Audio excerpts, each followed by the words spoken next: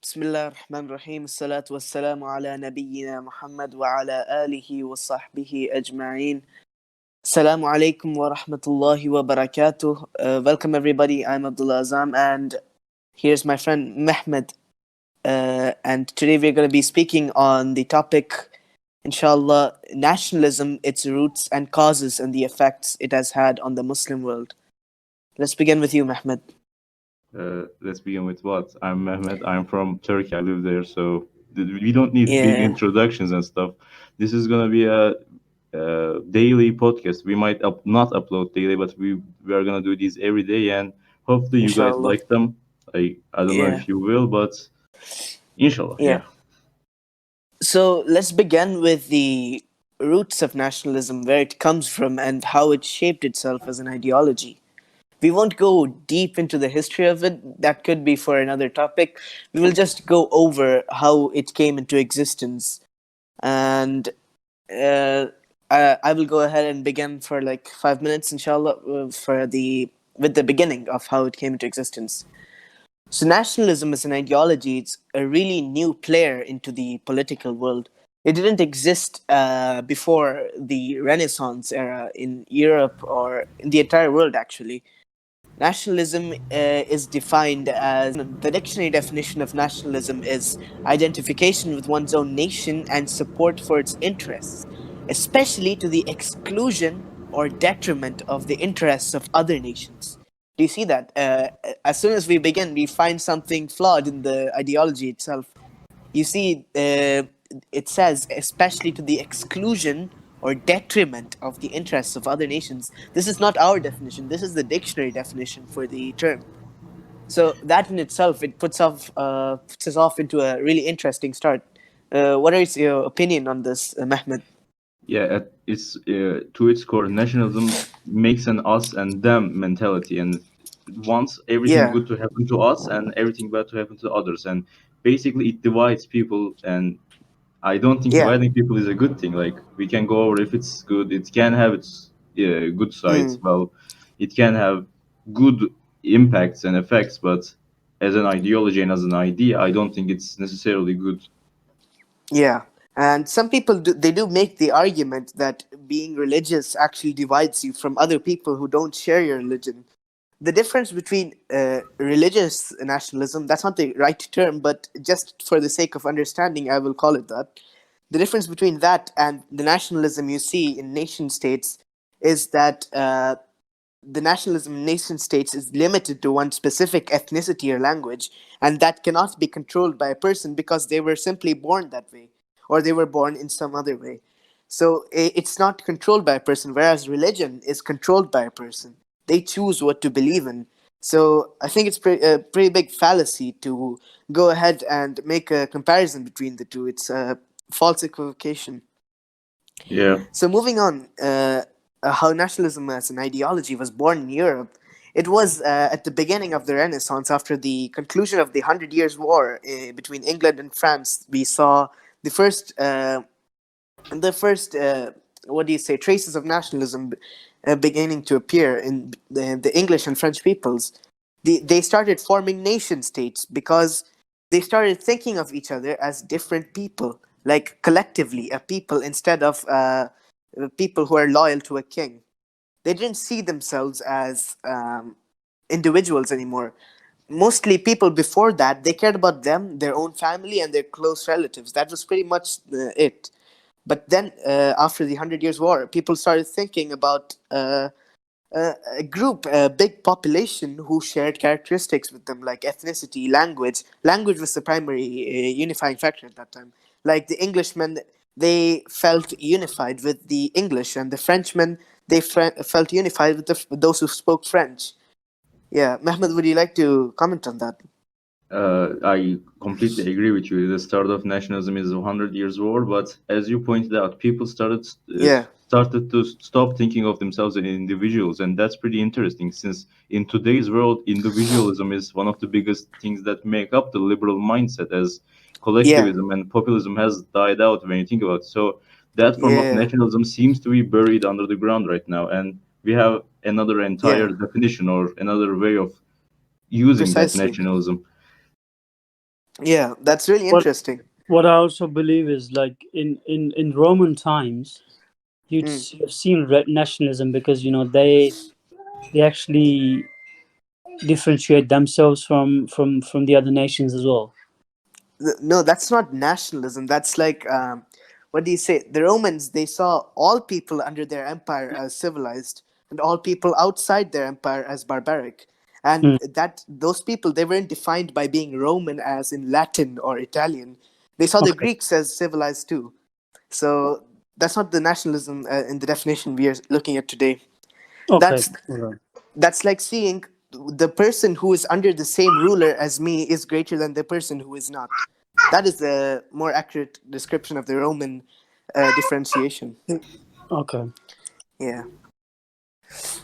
So moving onward with the beginning of nationalism in the Hundred Years' War, we see that nationalism it spreads rapidly through the results of colonialism, and it's a pretty brutal spread throughout the colonized world because the Muslim world, which had been colonized brutally by the Europeans in the colonial era, they had an identity crisis as these European ideologies started sweeping into Muslim lands, especially in the Ottoman lands. They were known as the Young Turks. I'm sure Mehmed can tell us more in detail about them.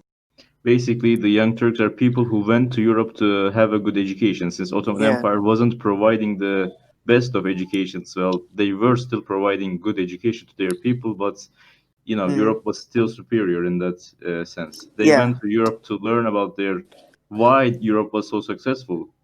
What they Mm-hmm. found was that a very powerful Europe, Europe that had factories, big machines, and they made a mistake in Mm-hmm. thinking Europe was this powerful just because they were nationalistic. Well, not just because, but they saw Europeans and wanted to mimic them, and thought the best Yeah. way to do it was taking all their ideals, which Europeans were not powerful because they were nationalistic or because they were wearing a certain type of clothing. They were powerful purely by luck and geography, I would say. Yeah. Luck and colonialism. Colonialism, they pretty much took tons of resources from the colonized world and they didn't even have to pay for it or anything. So that gave them a huge economic boost. And also, interesting to note, in the Ottoman economy, the Europeans were also capitalizing really hard as the corruption and inflation was really hurting the Ottoman economy with them buying raw resources.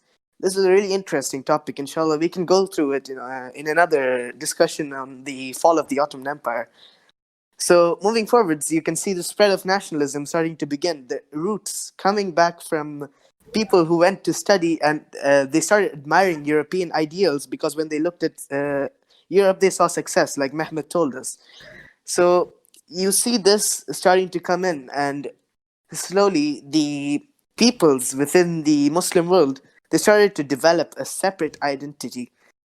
So before this surge of nationalism, the Muslim world they didn't see themselves as different from each other. Be they Turk, Persian, Indian, Arab, they didn't see themselves different. In fact, the Muslim world had three influential languages. Those were the three Islamic languages. They're called historically: Arabic, Persian, and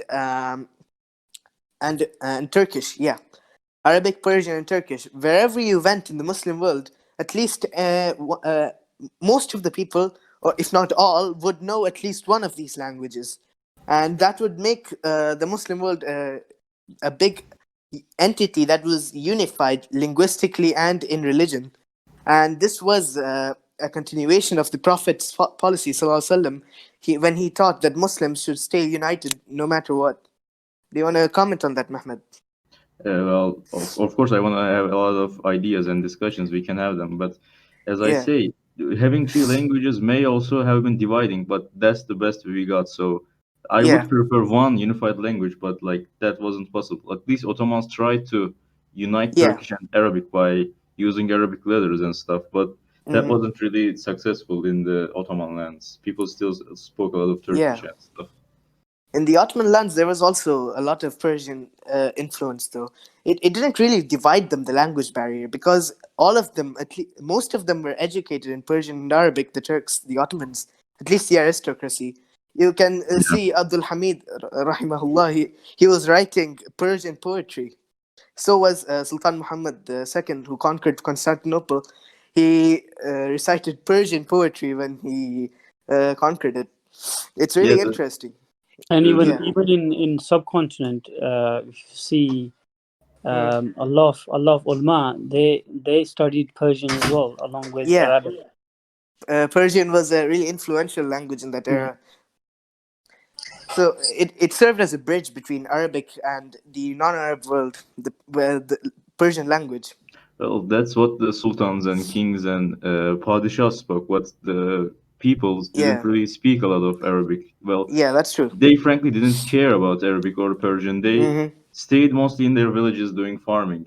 Turks were Mm-hmm. not really educated at that age. Well, a lot of Turks might get triggered or offensive about it, Mm. but they weren't Yeah, really high paid jobs or they weren't really living in big towns mostly. the Oh, society Istanbul, wasn't structured like that. yeah, Turks were Yeah. mostly in villages and doing farming. Like Armenians and Mm. Greeks were the ones doing trading and much Mm-hmm. higher paying jobs and stuff. Yeah. So that already shows you a lot of unity in the Islamic world before the advent of nationalism. Armenians and Greeks playing a specific role in society, whereas the Turks are also playing another role in society. That shows that is quite contrary to what you would hear if you ever visited the Balkans or any other nation Yeah, that hates the Ottomans to death. they would immediately say that Ottomans treated them bad or that they did commit a lot of atrocities. Well, atrocities were committed and they were clearly not good Yeah. things that happened, but Mm. that wasn't the most of it. If you were an Yeah. Armenian, you would be living a much better life in the Ottoman Empire before the 1800s, I would say. After that, you Yeah. might have get some discrimination because nationalism was Hmm. starting to creep in. Yeah. So nationalism, it started creeping into the empire from all its boundaries. It went throughout the colonial areas. What you saw was these people, they're being persuaded. They're being taught this new ideology. That's the interesting part here. You see, the Arabs, they didn't have a nationalism as part of their ideology. They didn't see themselves as a superior people or a separate people. They were taught this by Lawrence of Arabia. It's clearly detailed how Lawrence of Arabia actually incited the tribes. He taught them that they were different from the Ottoman Turks. He taught them that they didn't have a role in that society because they were different people. And this is how the seeds for the Arab revolt that would take place later on in World War I was laid by European colonialists and European ambitions. You see Lawrence of Arabia being glorified today in British textbooks, and that is because he played this huge game of deception where he Yeah, taught this new ideology to these people. of Yeah. course the British would like him. He is the ultimate spy master, man. Yeah, precisely. He just teaches them what is needed, and the Arabs do the job themselves. It's like a teacher sending the students Let's on not. a field. It's like don't get your hands dirty, Yeah, let others do the job. So yeah. yeah, So then you correct. see nationalism rising amongst the Turks too, in the form of Young Turks. The Young Turks, as Mehmed said, they were influenced by people who went to get educated. And these Young Turks, eventually, because they were so hypnotized by what they saw in Europe, they planned to overthrow and actually succeeded later on in overthrowing the Sultan and establishing. What do you say? Can you explain it better, Mehmed? Well, we can call it a three-way dictatorship. I would like to call it. The Yeah, three pashas started the rule the country rather than the sultan. They were much more influential in everything rather than sultan started being a puppet that was used by young Turks yeah. on İttihat and Terakki, you can say. By the way, if any of you don't know, İttihat and Terakki is basically a political party that was formed by young Turks. Yeah.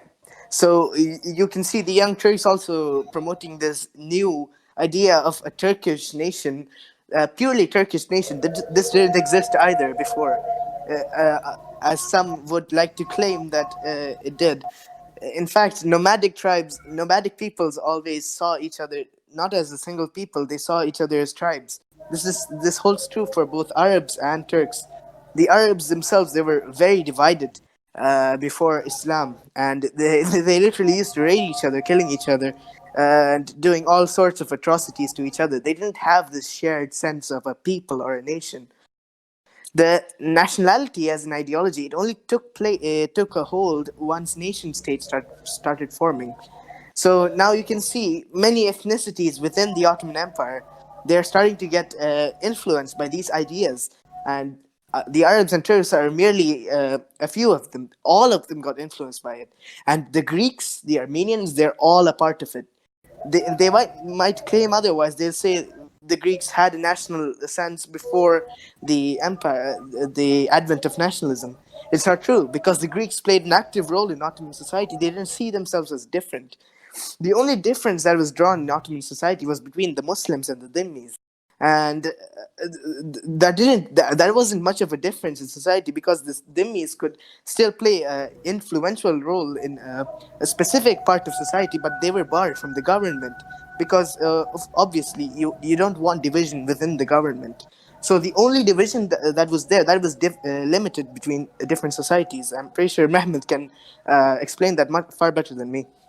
Basically, the Dhimmis aren't allowed to have roles in the government. They still can have really high-paying jobs and high positions, but they weren't allowed Yeah, to use to be governors and stuff. Yeah, like yeah, I don't know how to explain it, but some of they will be taken. Some Dhimmis will be taken from their homes. Greeks always use this as an excuse to blame the Ottoman Empire, but mm. let's not get into that. Like that would be That's a the pretty big devshirme. topic. That's a Yeah, different topic. devşirme. Yeah, yeah. So moving forth, we can see this division didn't exist. There was no Greek. There was no difference between a Greek or a Slav or a Turk or an Arab or a Greek or an Armenian. In the eyes of the Ottomans, all of the populace were either Muslim or they were dhimmi. Dhimmi meaning protected person, actually. And that actually, it was a very unified government. Every single part in society played their role, and that actually helped the Ottomans survive for so long as a prosperous nation. And you can see these nationalistic ideas affecting these non-Muslim ethnicities as well, and creating more and more rebellions, more revolts, and far more for the Ottomans to deal with.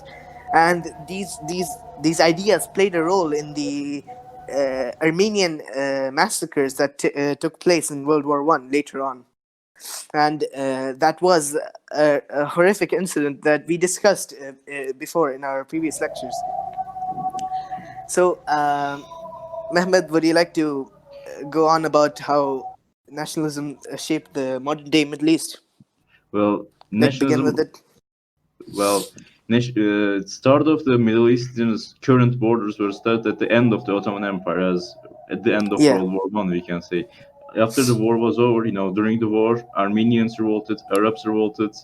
A lot of people Mm-hmm. wanted to get out of the Ottoman Empire, and a lot of people wanted the land of the Ottoman Empire. Yeah. England and France tricked the Arabs into giving their land away, and they promised them Yeah. land, but they didn't actually give them land. The Sykes-Picot Yeah. Agreement, we can say it. Mm. English took Jordan, Palestine. Egypt was Mm-hmm. taken much earlier as well, and Iraq. France took Syria and Lebanon, and Saudi Arabia was given Hejaz. Mm. So that's how the borders were divided. The borders were divided. So these people, they all wanted land based on the nationalistic idea. Now, over here, language stops playing a key role, because the Brits, they divided up the Arab world itself. So the language that unified the Arab world, it was also further divided by the definition of a shared history. This is the further main points that nationalism defines a people as. I forgot to go over that. Let's go over that now. So nationalism goes. It divides people based on a few main points. One is ethnicity, language, shared history, and yeah, that's pretty much it. Ethnicity, language, and shared history. These people who are part of one nationality, they need to have one ethnicity, one language, or one shared history. This is how most of the modern day nation states were formed up. The Middle East, as Mehmed said, the Sykes-Picot agreement, the Brits actually, it's really interesting how the British, they've promised to create a huge Arab nation, but the promise was obviously broken, as the Brits are notorious for breaking their promises. It's almost stupid to believe them at that point. People might And get the wrong idea here. We don't hate British yeah, people, neither do we hate French. We don't no, hate no, any of no, them, of okay? course not. Yeah, Let's be clear here. We don't hate any yeah. people. Yeah, but like I'm speaking about history, how their colonial ambitions they carried it out. I'm speaking about the government, not the people, of course. Yeah. And the British government. When I say Brits, take it as the British government, of course. Yeah. So, Mehmed, would you like to go on about how Middle Eastern nationalism has taken place today, like how Kemalism, Arab nationalism? Oh yeah. Yeah. Give me the Kemalism topic right now. Yeah, you Yeah. can speak about Kemalism, and I'll cover Arab nationalism. Hopefully I won't go to jail about before because of this, but uh, Oh my god. as most of you know, there is a Turkish independence war that took place right after World War One. Yeah. English, British, and Italian, to an extent, wanted lands of Turkey that were occupied by Turkish people. So Mm. Turkish resistance started in these areas, and big, we can call a pasha, who took influential roles in the Ottoman Empire, became the leader of the resistance, and he is Mustafa Kemal. He wanted to unify the Turkish people under one flag, like not all Turkish people or Turkic people. He wanted the Turkish people of Anatolia to be united, and he wanted the British and the French to be gone. But he sincerely didn't care about Islam or any other topic. He wasn't religious, or it might Mm. be debated, but he didn't have any religion. He only cared about his nation and his people. So he fought hard with the British and made agreements to get the lands, and he made a new secular Turkey, as a Turkey that was unified by nationalism. Not They Hmm. weren't unified by Islam anymore. They were unified with nationalism, and people cared about their ethnicity, their history much more than they did before. So that's why Turkey is so Yeah. nationalistic these days. Everyone has to be Mm. nationalist to an extent, or they will be shamed and called traitor to the nation. Like anybody who isn't nationalist will be called a traitor by someone. Yeah. So that's why Turkey was put in a bad situation where Islam didn't play a big role. Hmm. And we can also see that in the Arab world because of this growing sentiment that started before World War One. The idea that was put in by Lawrence of Arabia, it grew. It grew like a tumor in a body, and Arab nationalism is one of the biggest problems the Muslim Ummah faces today. These people, they wouldn't even be Muslim pretty much if they didn't think that Muslim history is literally Arab history. And it's really sad to see how they justify their nationalism, as there are very clear hadith from the Prophet ﷺ, forbidding this exact kind of thing. Like, I will pull up a few hadiths now, which I have saved. Inshallah, we can take a look at them and you can see what I'm talking about. So, the Prophet says on tribalism, in the source Sunan Abi Dawood 5121, it's graded Sahih according to Suyuti. So Jubair ibn Mut'im reported the Messenger of Allah sallallahu alaihi wasallam said, "He is not one of us who calls to tribalism." The Arabic word here is asabiya, and tribalism, it can mean nationalism in the modern sense, because tribalism is basically just a smaller version of nationalism. And like tribalism is the love for one's tribe, one's close relatives. Nationalism is the love for one's people, as in an extended tribe of sorts. That's nationalism. So claiming that tribalism and nationalism is different is a fallacious argument. It doesn't take anyone anywhere. So the Prophet ﷺ says, he is not one of us who calls to tribalism. He's not one of us who fights for the sake of tribalism. He's not one of us who dies following the way of tribalism. So the Prophet ﷺ, he's not making any small talk here. He's saying something really serious. He's saying that the person who does these things is not one of us. That means he is not one of the Muslims. That's a really grave saying that the Prophet himself says, and that should get a proper Muslim thinking. Mehmed, would you like to comment on that? Well, the word us can mean a lot of things, but I do not think he is doesn't yeah, I do think he means that people who are nationalistic or have national ideas might be kafirs. Let's not all right call them Yeah. kafirs, but they might be. Let's not get ahead of ourselves. Yeah, maybe it can mean righteous Muslim, but it already puts forward an image. The Prophet ﷺ is saying that these people are not from us. So that's a already a really grave statement. So a Muslim who considers himself a nationalist, he needs to analyze the Prophet's word, and he needs to analyze whether he is following something that is allowed by Islam. By saying this, the Prophet is clearly forbidding nationalism. Actually, this is not in any way allowing nationalism to take place. Even if it is not a ground to takfir someone, of course, we don't have the right to decide that. The Prophet is clearly forbidding nationalism in this hadith. He's forbidding people from fighting for it. He's forbidding people from calling to it, and he's forbidding people from dying for it. So the Prophet is saying nationalism, that Islam as a whole, it completely condemns dividing people on anything other than Islam. In Islam, once you become a Muslim, you are part of one nation, one nation only. That's what you are once you are a Muslim. And the Prophet and the Quran, Allah Himself strongly condemns dividing the people, and it is a grave sin. Allah says in the Quran to hold fast tightly onto a rope. That's I don't remember the exact ayah. I think I should quote it. Inshallah, after the end of the lecture, I'll quote it. But yeah, this is a grave error, and going completely against Islam to call to nationalism. But as we all know, that is completely different from what we are saying today. So, Mehmed, As we went over the history of nationalism and nationalism is in Islam and why is it yeah, sin to be nationalistic and idealist, we can go over our own views of nationalism and why we do think it's wrong.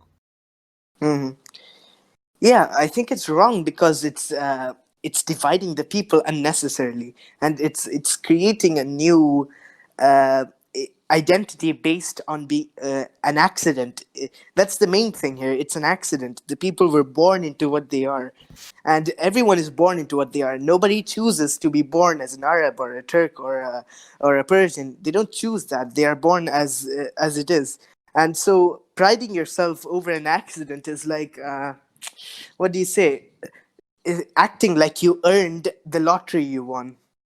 Yeah. Yeah. Also being prideful of people who existed hundreds years ago. Like, why would you feel pride over them? Like, you have no connection to them other than maybe bloodline. Like, they didn't even know who you are. Why Yeah. feel accomplished about something you didn't achieve? This simply doesn't make hmm sense when you think about it. But nationalism, in any sense, doesn't make sense. But people still feel nationalistic, and it's really hard to stop someone from nationalistic views or nationalistic fields because Yeah.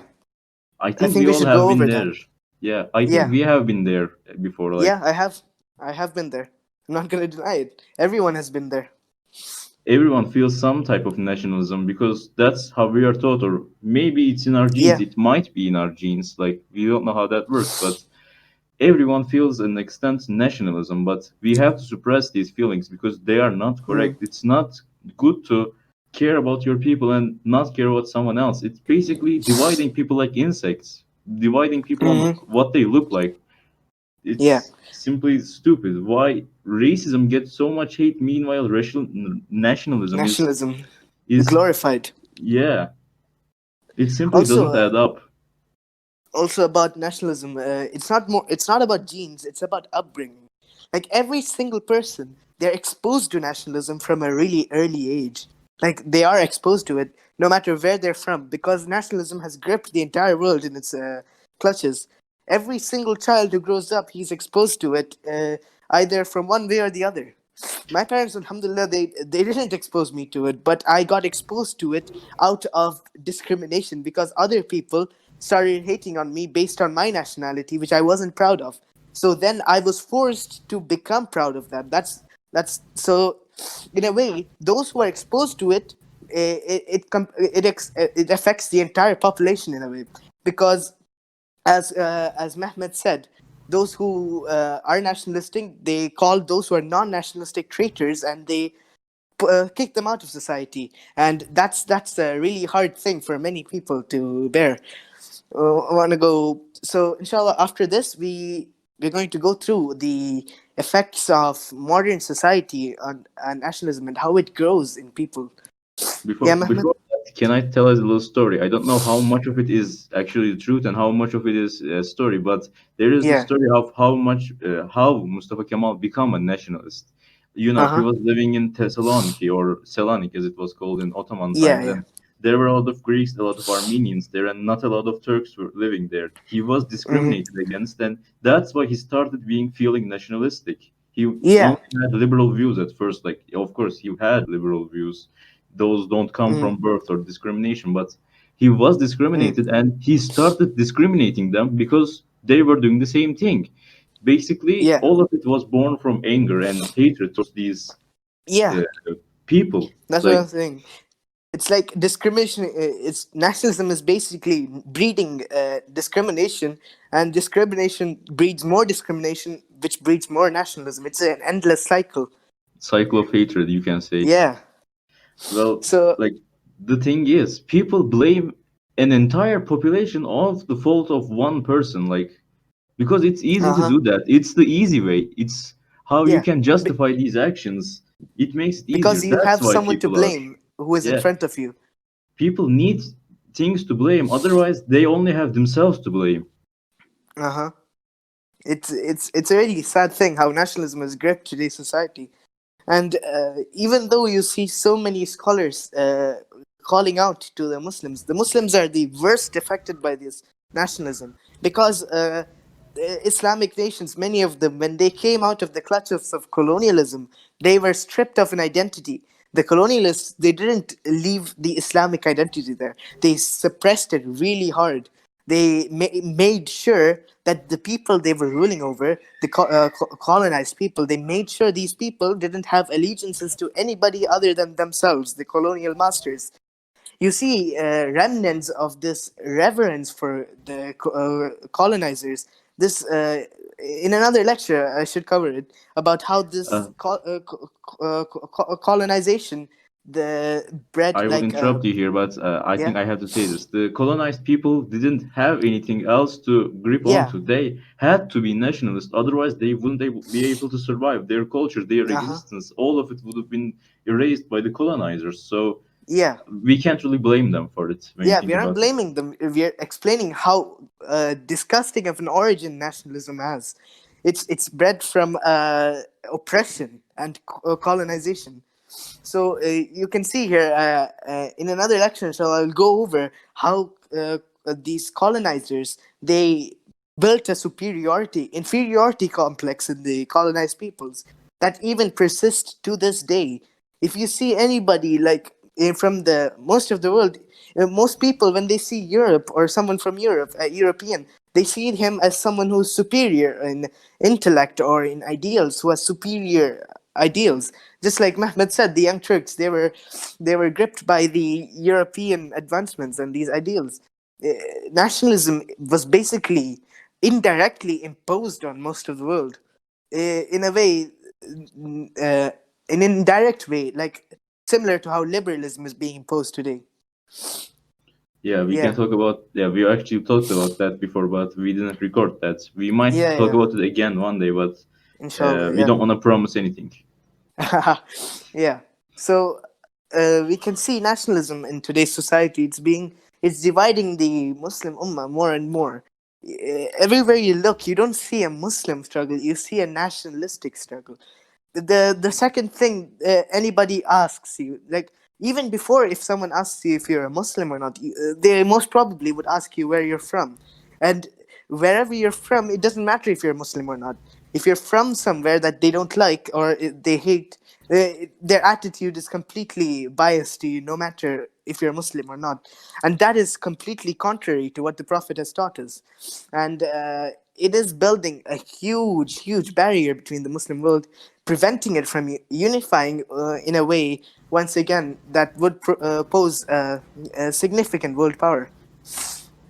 But nationalism is one of the tumors that is plaguing the Muslim world today, that is making it incredibly difficult for any Muslim leader to make a move for the better of the Muslim people, because today basically there is no Muslim people. There's only Turkish people, there's only Arab people, or Saudi Arabian people. Like even the Arabs themselves, they're also divided. Saudi Arabians, Algerians, all of this, divisions upon Yeah. divisions.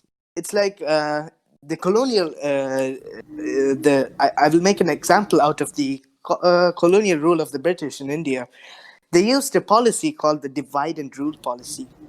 What they did was they divided the Hindus and the Muslims and the Buddhists and the Jains and the Sikhs. They divided all of these people and they made them hate each other. They made the they made the Hindus hate the Muslims, Buddhists hate the Jains. They made the Muslims hate all of those other people, causing communal disharmony. So they created a situation where the British was necessary to keep a stable society.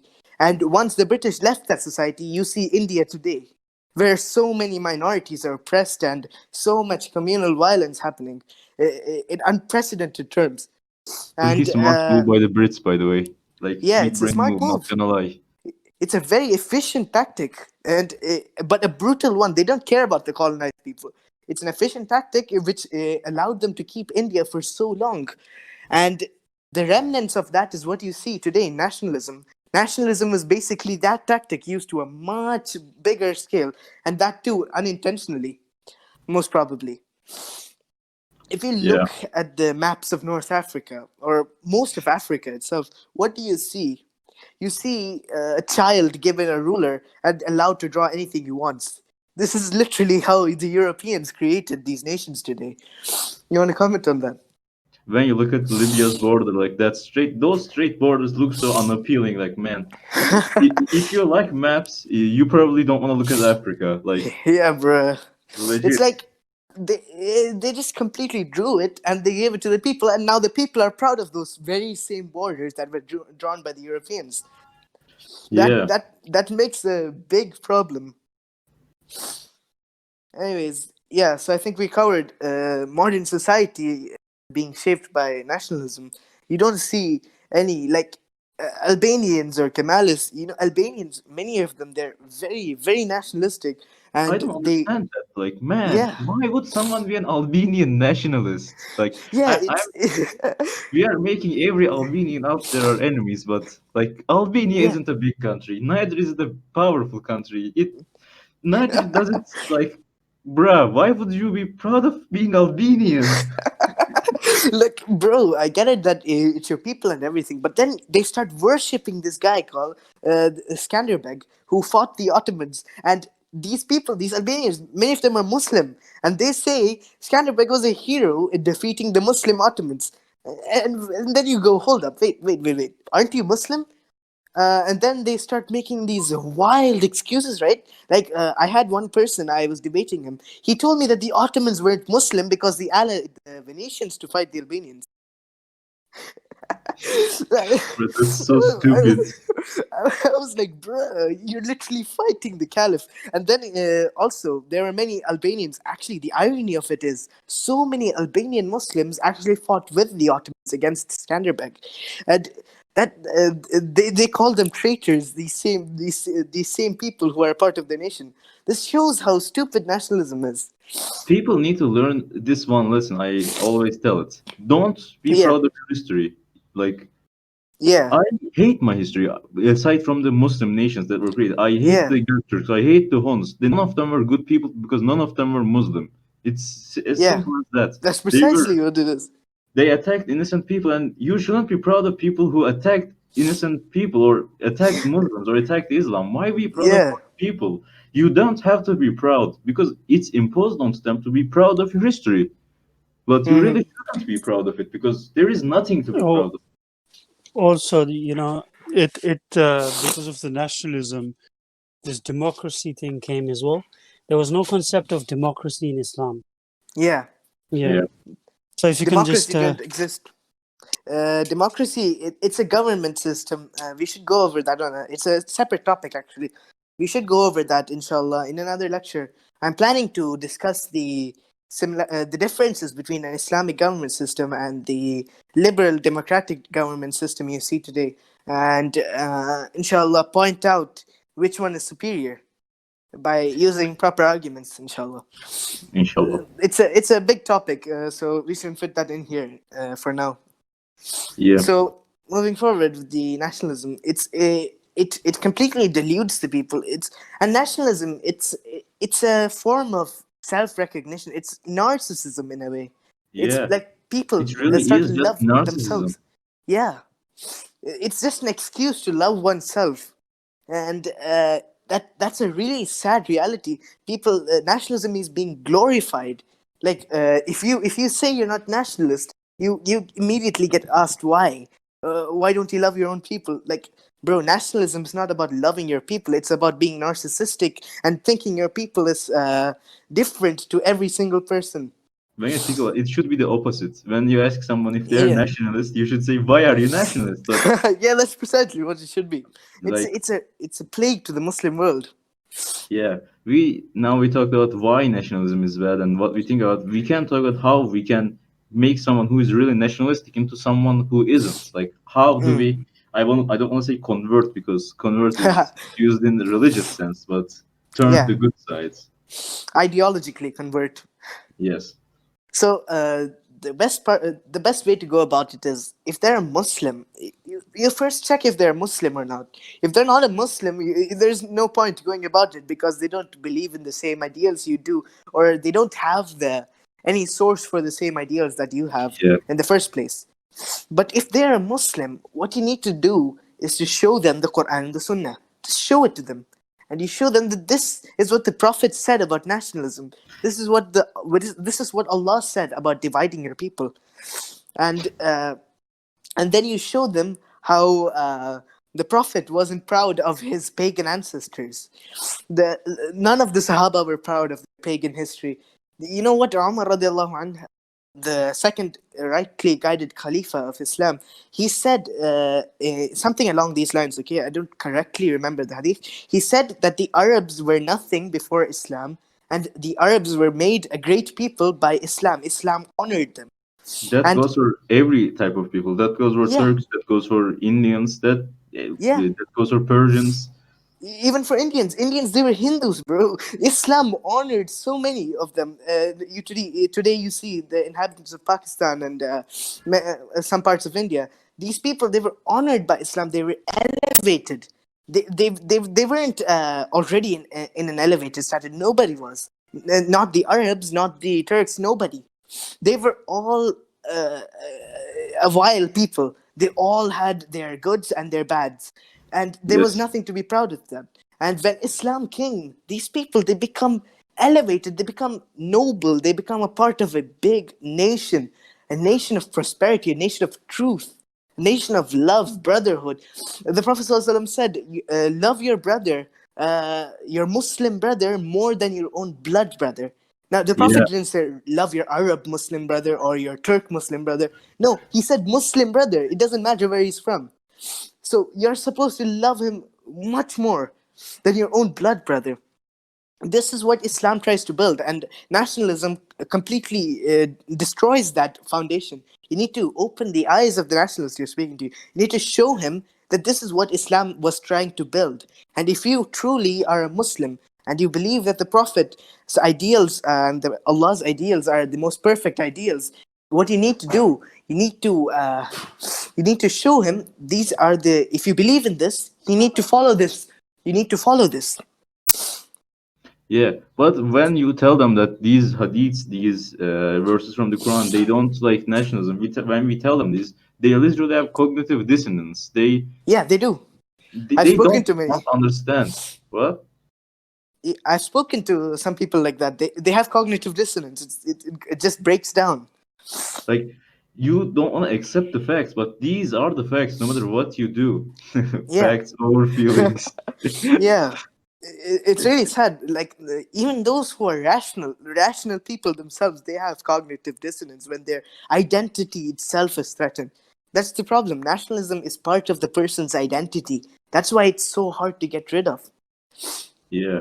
they justify their nationalism by everything. Like they say, it's not nationalism, it's patriotism. It's not nationalism, it's just loving your people. They try Yeah. to justify them hating One other step. people. Like there is no other way of saying, like, going around this. You hate other people that aren't your people. As simple as that. Yeah. So, yeah, I think we've covered most of the things we needed to in the topic. Yeah. Actually, We should start wrapping up now. I cleaned all my garden as well by listening to it. MashaAllah. All right. Yeah. So should we end it here? Yeah. All right. Listening and attending the lecture, everyone. Also, thanks to you guys who are not here but are actually watching the video right now. I want to clear this once again. I don't hate Albanians. I don't hate anyone. We don't hate anyone. Hate somebody. Yeah. Yeah. Assalamu alaikum. There we go.